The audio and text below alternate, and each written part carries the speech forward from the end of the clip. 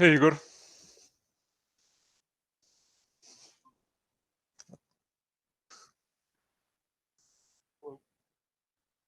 Ej, bok Igor.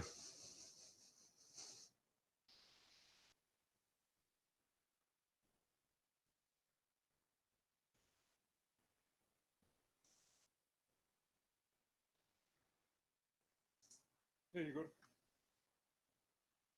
O.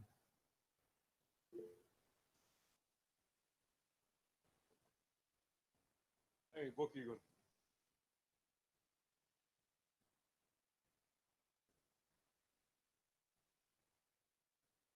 A imam veliki delay, ovo je dosta kao da je lag, ima neki veliki delay. Skoro 15 sekundi.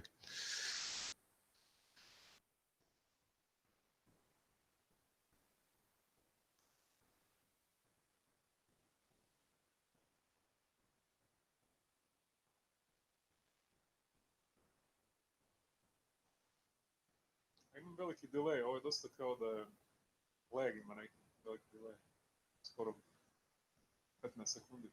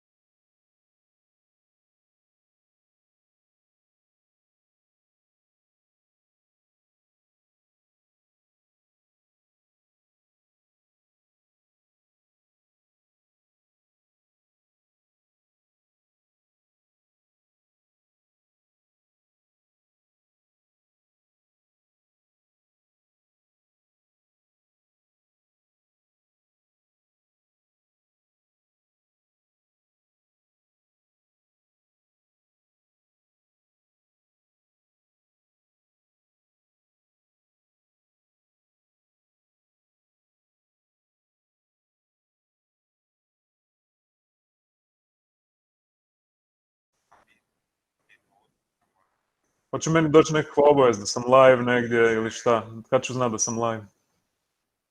Neće doći neko. Neće nigdje.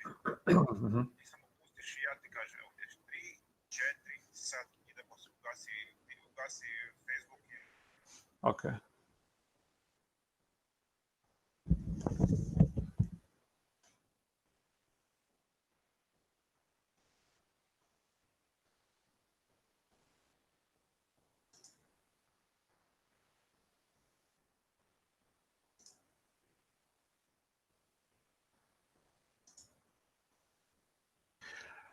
All right, I think that's it. All right, I think that's it.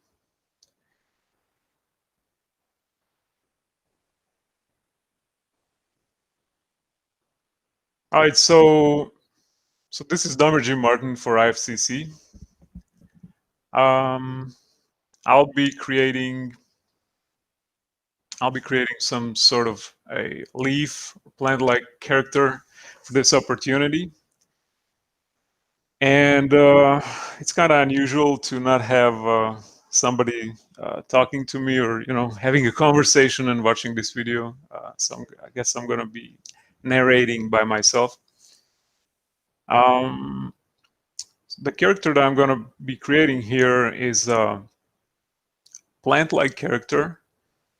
It's inspired, it's partially inspired by my daughter, a 3-year-old daughter who loves lollipops. So that's one of the sources for my inspiration and the spark that I've got to create this character. And the other was, as you can see on your screen, Groot from Guardians of the Galaxy. Now, I don't know much about Groot and the background of this character. I never read any comics with this character, but I kind of see it as this kind of anthropomorphic plant-like character that lives in a world where there's lots of kinds of other plant-like characters, and so that was my idea to create a character that could fit into that world, I guess. And so that's kind of the starting point. And then, as I was thinking about the idea, all these other things came to my mind, like what I wanted to achieve. I wanted to achieve a cute, baby-like small plant, which is alive. And you can see here on the screen this is this tiny software that I'm using on top of ZBrush screen. This is PureRef. So go check out PureRef. This is like a small referencing software, and it's really, really, I guess, powerful. It increases productivity, at least for me it does. I've been using it for the past, I guess, a year or 2 years. Ever since I discovered it first time, I started using it. It's free, but I guess developers would be thankful, for a donation or some small fee.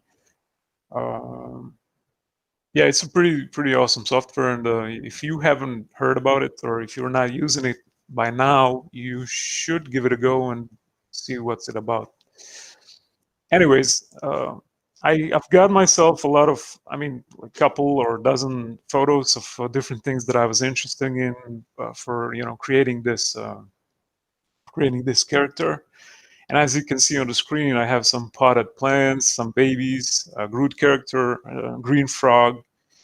I'm showing this is a pre-recorded video, so it could be a little bit awkward at times, but don't worry, I certainly won't. Yeah, on the screen you can see on the top right corner of the screen, PureRef canvas. Actually, there's a texture from Quixel Megascans, and I've been using those guys.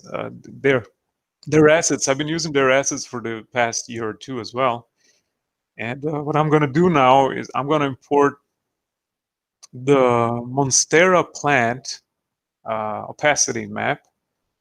And I'm going to be using that opacity map to use the draw brush or draw stroke on a plane in ZBrush. So this plane you need to subdivide it sufficiently as I'm doing right now to get a decent enough readout of the mask.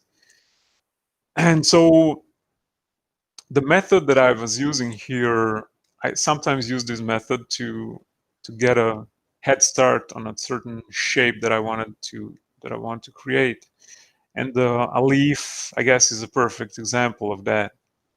You know, like because once you draw out the mask, you can use the export or extrude feature in ZBrush, whereas you get a mesh of a shape that otherwise you would have to spend, you know, quite a bit of time to get all these details in, or you know, to get all these features of the sleeve. I mean, you know, sure, you can use box modeling, polygonal modeling, and you can get a similar result pretty fast.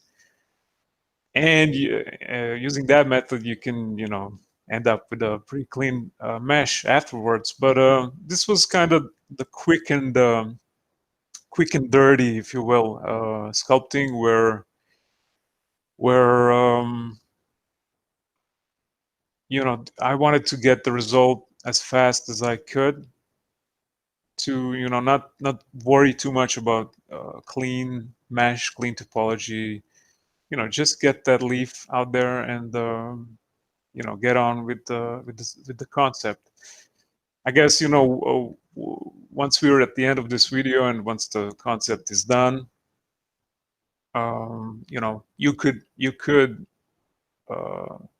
get on to the next phase or next stage where you could clean up the mesh, retopologize everything, create, you know, proper UVs and UDIMs and whatnot, and, you know, kind of prepare and finish the asset to be used in a production, in some sort of pipeline or whatever, animation, video games, or whatever is necessary. But yeah, this kind of ZBrush session will just go over just, you know, creating an idea and realizing idea from scratch um, to get it into a 3D shape. And yeah, this is this actually what I was doing. Like, you know, you draw out the mask, and then extrude the mask out into a separate mesh, and relatively quickly you end up with a, you know, decent shape. And that's what I love about ZBrush as well, is it enables you to get to a kind of final destination, or from point A to point B, in a lot of ways. Like, it's almost non-linear. Like, you can get this result using a handful of methods to get to this leaf shape. So that's pretty amazing about ZBrush. You know, sometimes I would be using some other method. This time I chose this method. It really depends on what you're after and what the end goal is. Like what we said before, the end goal here was just to create the character and not worry about technicalities and, you know, topology and all these things. We were just interested in a creative sort of side of the thing. And so yeah.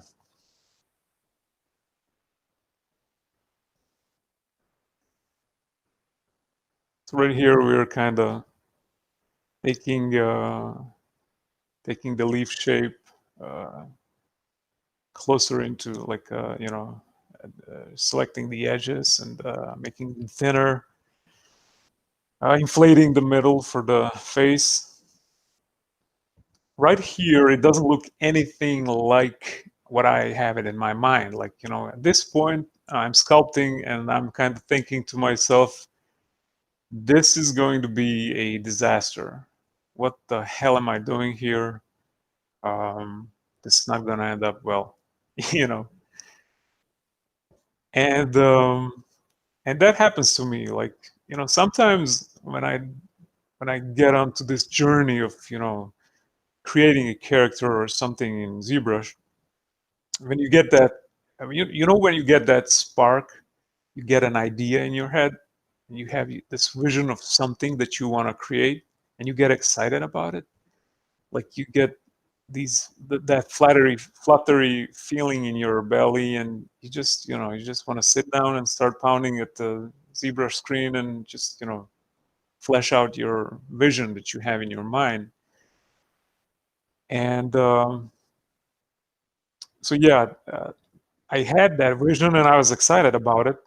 And right now, I'm kind of thinking to myself, this does not look nothing like I had in my mind. And the image that I have in my mind, it's nowhere near to what I'm looking at right now. So, and these moments kind of can produce a sense of self-doubt, or you kind of start. I'm not sure if the worrying, if you're if worrying is the right word, but you begin to kind of feel hopeless, maybe, uh, because that happens to me, that I would be sculpting something, and the more time that I spend working working on the asset, I feel like I'm getting further and further away from my vision. And then sometimes it can be this feeling. It can be uh, discouraging, yeah, if you will. I'm not sure what's happening right now. It seems that the video is repeating itself. I'm not sure if I messed it up during the editing process, or there's some sort of technical problem. Yeah, I'm not sure what's going on. But yeah,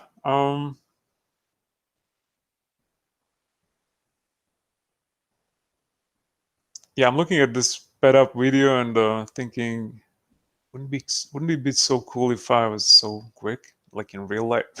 That would be amazing. Oh man, the amount of work I could do. Yeesh.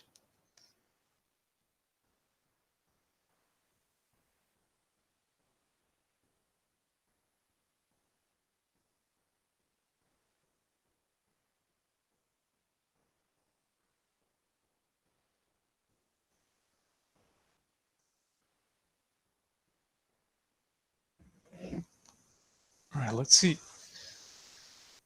think I can scroll it forward a little bit. Yeah, okay.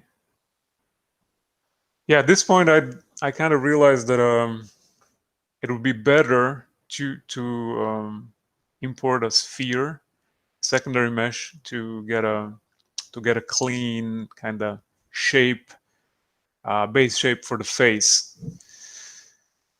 And now I'm kind of aligning the the leaf mesh to kind of match the new sphere that I imported, attached to the leaf. And continuously checking the pure ref for the face, the cute face of a little girl. Right there we have a little monkey as well. I think that's like a doll monkey. It's not a real monkey, I think. And then again, I started punching in these holes for the eyes, and you know, it's kind of during the process, even though ZBrush kind of gives you this really great speed at working, you still have to be patient, because uh, you know uh, my expectations sometimes are kind of not too realistic. I'm kind of expecting from myself sometimes to be able to produce sharp and on point